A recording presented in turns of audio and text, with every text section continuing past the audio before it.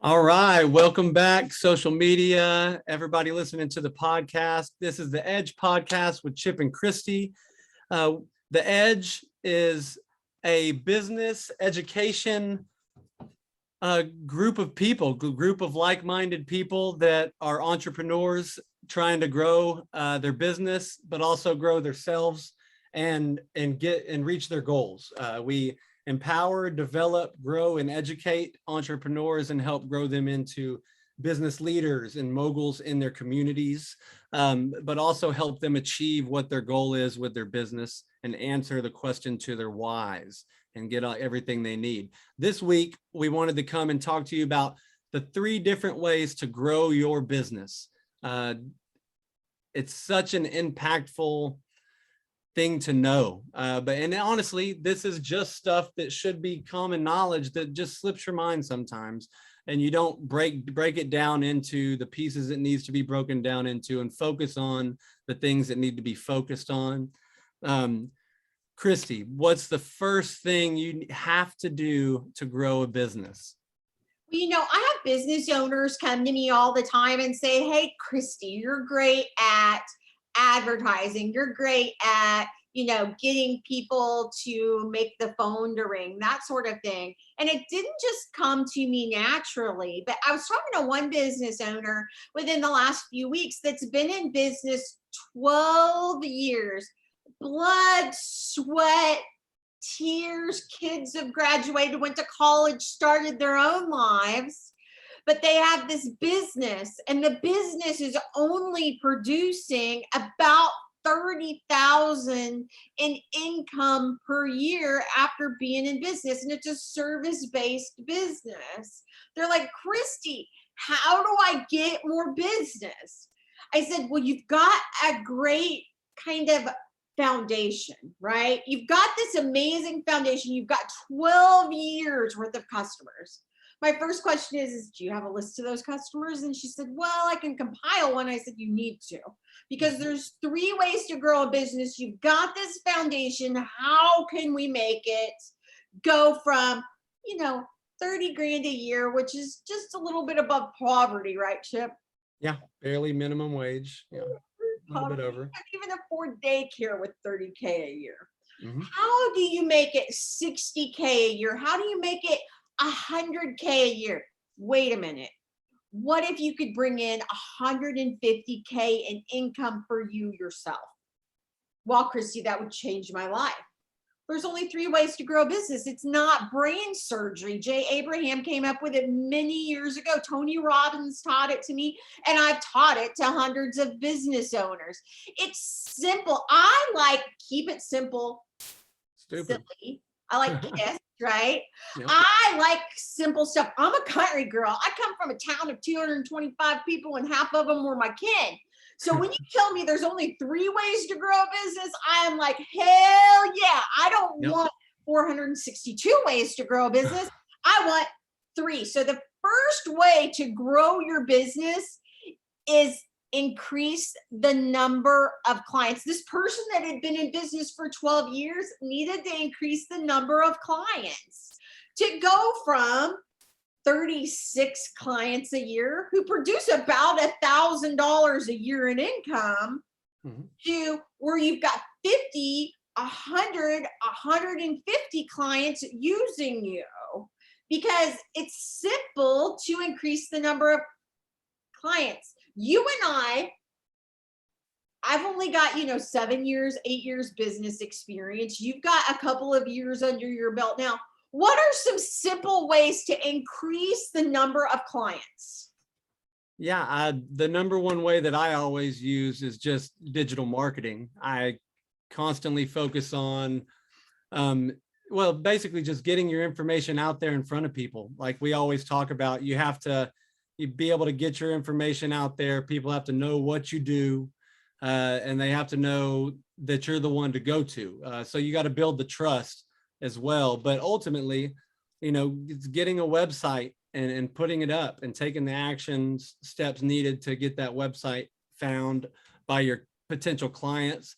It's focusing on your target market, figuring who you need to sell to instead of saying that you can provide your services to the world and anybody who asks, figuring out where you can fit in your community, in your town, city, whatever may be the case, just, in your block, whatever your business is that you need to sell, you need to figure out what target you want to hit, what's your market.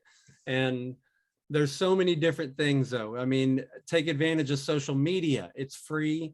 There's tons of different ways, but once you figure out where your target market is, that's when you can start actually focusing on the sale and getting your name out there.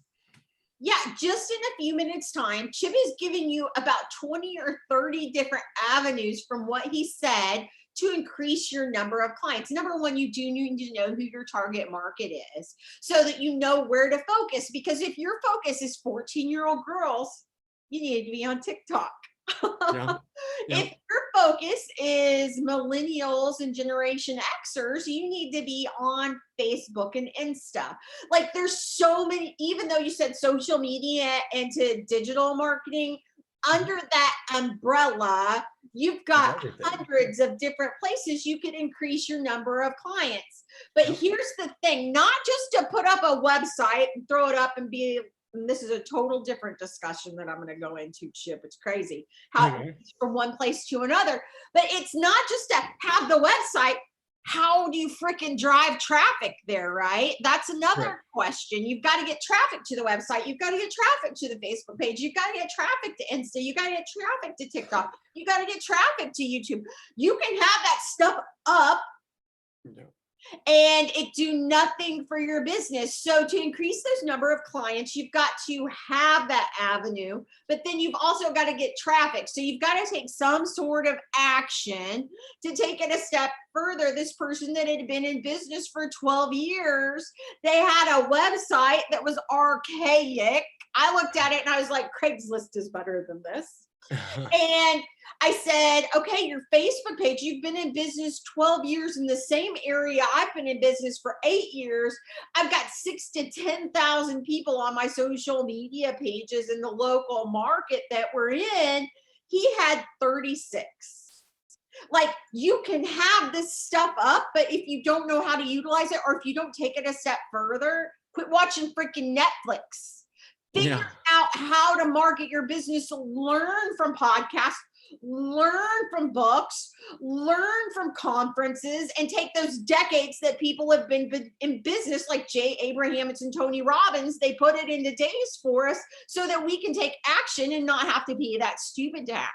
And that's what Chip and I teach at the Edge and on these podcasts and lives and YouTubes, is to take action. You can have the platform, but if you're not driving traffic to that platform, it's really not doing you any good. And instead of sitting there and watching TV or going out and partying every weekend, or, just chilling, whatever, make sure that you are utilizing these different avenues to bring in and increase your number of clients, because why not get more business in the time that you're putting into your business? And once you get smart about it, you don't have to put as much time into it, right? After 12 years, somebody else is going to be running my businesses. It's not going to be me. I'll have assistants that bring issues to me, but I don't want to be the solopreneur that's still out there and self-employed.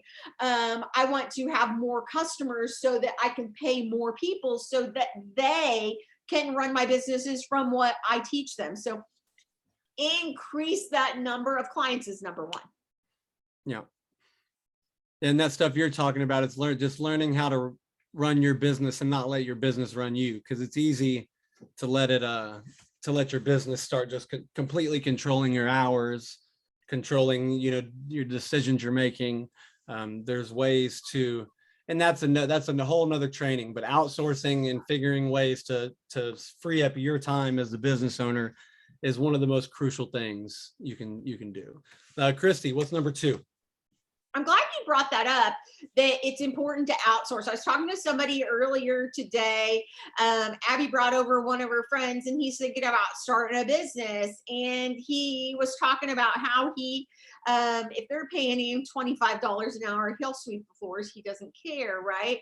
And I thought, that's the mentality that most of us have, is trading time for money instead of making that time work for you so that you have more time off. That money isn't really an object anymore. It's or that time's not an object. I don't have to work 8 to 5 every single day to make this set amount of money. I work on what I need to work on, and it's about the money. It's not about the time that you're putting in. And isn't that a goal that everybody wants us to go from self-employed to business owner and running a business? So I'm glad you mentioned that. That triggered that conversation I had earlier.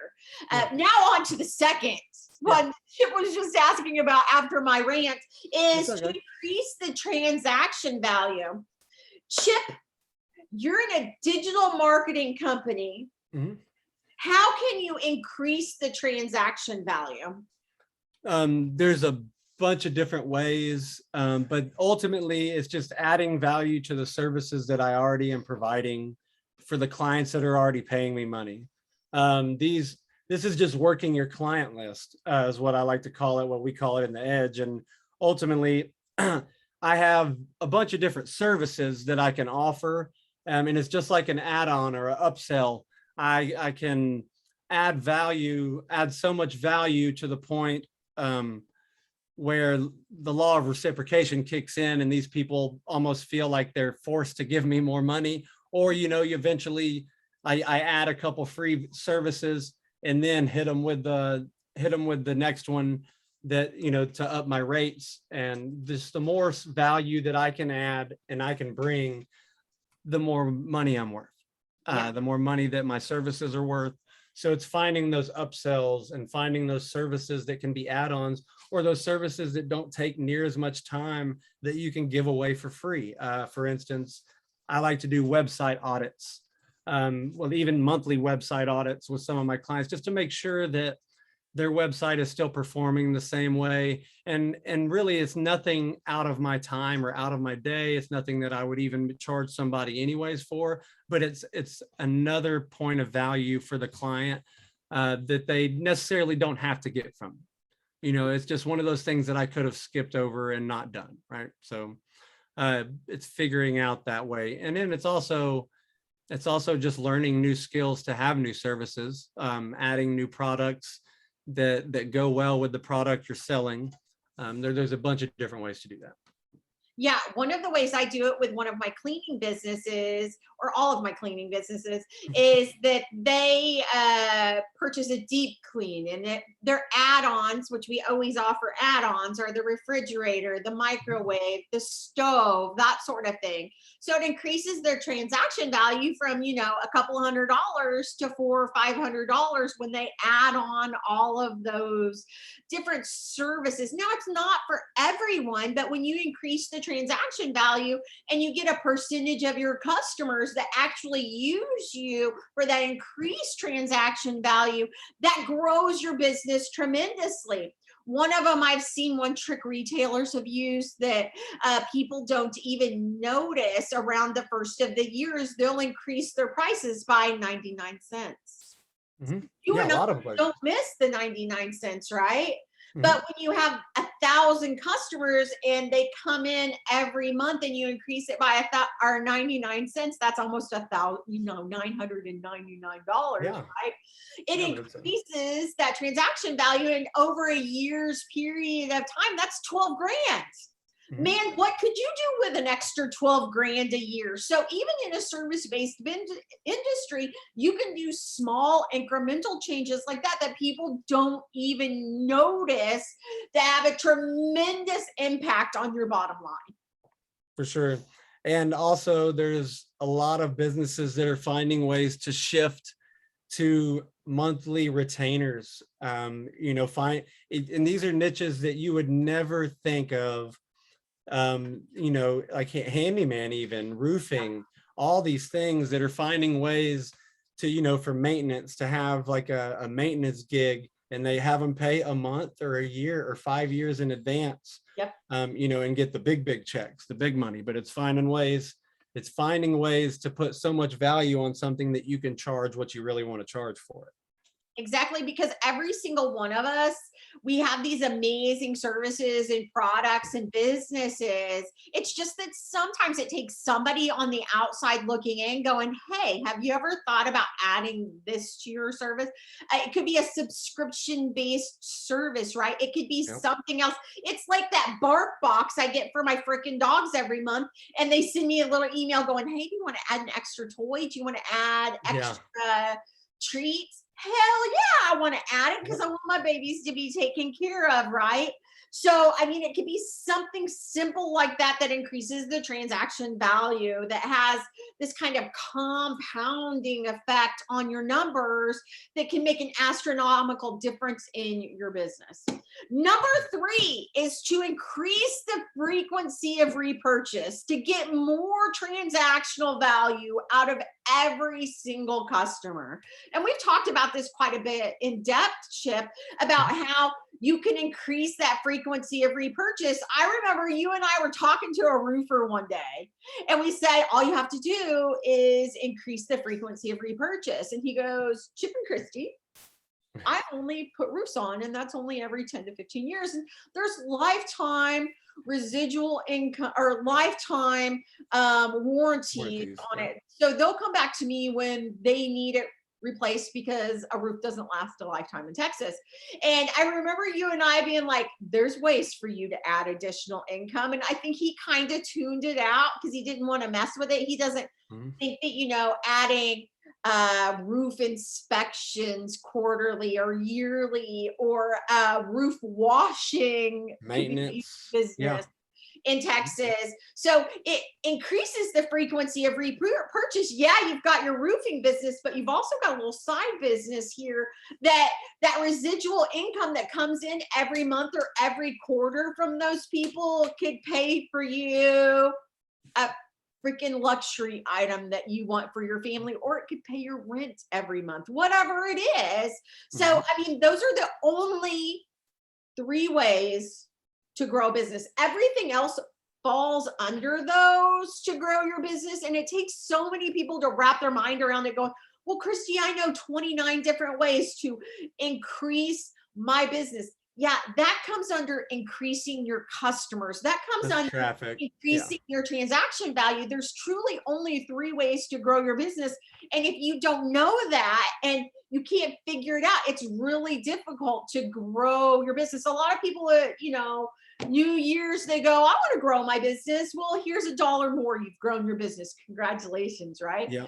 No, it's something that you have to strategically work on the skill level to grow your business. Now, you might luck out year after year, like I did in the first beginnings of my businesses, but you have to work on growing your business every single day, or your business can stagnate. And aren't we all in business to make money? For sure. Yeah. But when you do this, so you increase your number of customers, you increase your transaction value, and then you increase the frequency of repurchase. When you do this just by 10%, let's say you have 1,000 customers that use you every year, your average sale is $100, and their frequency of repurchase is twice a year. So the total amount that you will have is about $200,000 in sales. I mean, that's not bad. No. Not good, but it's not bad, right? If you just increase this by 10% and you go from, let me get my handy dandy calculator out. You go from 1,000 customers to 1,100 customers. And then you bring that sale from $100 a year to 110 a year. And then you increase the frequency of repurchase from twice to 2.1. You go from 200,000 in sales to 254,100 in sales. That's an increase of about 33%. Yeah. It compounds with each one of those. So don't just do one, do all 3 to grow your business. Now, can you get an extra 10 customers over 12 months? That's only 0.83 customers a month. That's only one extra customer a month. Can you and I get one extra customer a month, or anybody listening? Yeah, anybody can. That would Put your be mind to it. so simple to do. If you've only got to do one, and then you just increase your transaction value from $100 to 110, that's just a minor price increase. Yeah. Yeah. And also that increasing the frequency of repurchase that's a huge deal. Converting a customer into a client is a huge deal. You know, that's turning a one-time purchase into a lifetime client is a trick that you have to learn to keep business going and your doors open. Exactly. So what's the difference between a customer and client? That's what Chip was explaining. What's a customer, Chip? A customer is just one time, you know, comes, buys, purchases one thing or pays for one service and then done. You know, you stop reaching out to them. They don't ever reach back out to you. They forget about you. Yeah. Yeah. And I kind of make it a point to never have any customers. I try to make anybody that wants to buy any kind of, no matter what business it is, I view them as a client, and I make sure that I can stay in contact with them. Exactly. So a client uses you how often? A client, I mean, it depends on your business or your services, but whatever you have, you know, if you have a monthly service, they use you monthly. If you have a yearly, they pay you yearly, but they're the ones that are consistently coming back. And even if it's like a grocery store, they're the ones coming back every week. You know? Yeah, they're the ones that are going to keep you in business. It's much less expensive to keep the customer that you already have than to acquire a new customer. So if you can keep that customer and turn them into a client with the relationship you build with them, it's a tremendous difference in your business. You'll see the shift in your business like you've never seen before. It's somebody you form a relationship with, and you can actually anticipate their needs before they even know it's their needs. That's the difference between a customer and a client. Customer one and done, client relationship, and you work with them and you anticipate their needs. Now during winter, which is here, like, hello, you didn't know and didn't get the memo, COVID sent us into a small recession. Winter came, shutdowns. It was a major crisis in every business that was out there. Yeah. Now, if you made it through winter and your clients stayed with you even through winter, you've got clients. If you had to rebuild everything, you had customers. So that's a different way to look at things totally, is to focus on the 3 different areas of a relationship. And when you have those raving fan clients that love you, they're never going to leave you even during winter. Even when you make mistakes, they'll keep coming back over and over and over again because they love you. It's kind of like that thing we were talking about last week. Like, how many times can McDonald's screw up your menu or screw up your order? Like 1,000 times, and you still go back to McDonald's. For sure. You have a small business owner that messes up and you know their name. You crucify them on social media. There's a that person didn't have a relationship with the clients. And this is something that I work on in all my different businesses too, because I'm not really a relationship person. So it's something that I have to work on and have my people work on, my people, because I don't directly work with the customers anymore, but that they work on it with the client and make them a client instead of just a customer. Because one and done, they're not going to leave you a good review. They're not going to leave you a bad review. They're going to be gone and forget about you. And that's not what you want. That's one of the worst things to hear in business is, oh, I forgot you're in business. Yeah, I didn't know that's what you did.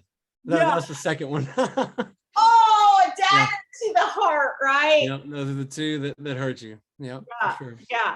But so if you do it with just a 10% increase, you get, $54,000 a year. What if you increased it by 22%?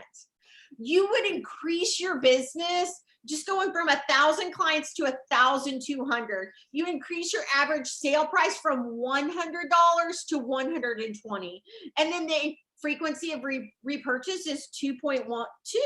So you add those numbers together, which I should have been doing while we were talking. Should be And then like 108. you go from 200,000 in sales to $316,000, an increase of 72.8%. That is an extra $116,800. What could you do with that? Yeah, a lot. That's a new home. Yeah, a down payment on a new home. For sure. And it's just putting the focus into where you need it and finding the correct, finding your market. Now, there's a ton of other more detailed trainings and educational parts that you would need to know behind these three ways to grow your business. But these are the backbone. This is what everybody every business you've seen out there have gone through this. Even the ones that you see that are comfortable and not having to do everything anymore, they still have that in place. They still have all the ways for those three things to consistently keep moving forward. So that's the goal for your business. So what is your action step going to be for this week to implement, to grow more clients, to compound your services, to reach back out to your client list that you already have, your existing client list? What do you need to do to make these things happen and get your business going back to normal or to where you want it to be and you see your business being? Christy, is there anything else you wanted to touch on this subject before we sign off? Just think about your business. Half of the year is already gone from, January 1 to July 1. The next question is, how much do you want to grow your business in the second half of the year? If you are pledged to yourself to grow your business by just 20% a year, you can still do that in 2021, but you have to take the action steps. Knowledge is great. I don't believe knowledge is power at all. I believe action is power. So what are you going to do to take action on this podcast or training that you're listening to today? Number one, how are you going to increase the number of clients? Number two, how are you going to increase the transaction value? And number three, how are you going to get them to repurchase from you? Think on your business for 30 minutes and answer these three questions. And at the end of the 30 minutes, you're like, well, maybe that's not it. Who cares? Take action on it. And if it doesn't work, rethink it in a month if you're not getting any more business. But you have to take some sort of action on the knowledge that you have, or it's worthless. It's just knowledge you have in your brain. It's not putting more money in your pocket. It's not employing more people. It's not taking care of your customers. You have a duty to take care of your clients. You have a duty to be exceptional. If you're listening to this podcast, this is not average people that Chip and I are talking to. You're exceptional. You want to be more. You want to give more. You want to have more. Now, to get those things, you have to take action. So what action are you going to take to get more customers, to increase the transaction value, to increase them coming back for repurchase? What action are you going to take today after this podcast to make your life better, to get hundreds of thousands of dollars more in your pocket from your business that you already have? What are you going to do? That's my 2 cents, Chip. Nice. Hey, she's 100% right, guys. That's what you just have to constantly focus on what you need to be doing next, what your action steps need to be, and take the time to take a step back and look at your business from the outside. Don't just, if you're in there just bouncing around, still running with your head, tucked between your legs and you don't know what you're doing, it's time to take a step back and breathe. Know yourself, know your limits, and know your niche, know your market. There's tons of stuff you can be doing right now with your business to increase the amount of money you're making, increase your client list, all of the above. But guys, for now, stay safe. We love you. And this has been the Edge Podcast with Chip and Christy. Thanks for listening, guys. Bye-bye.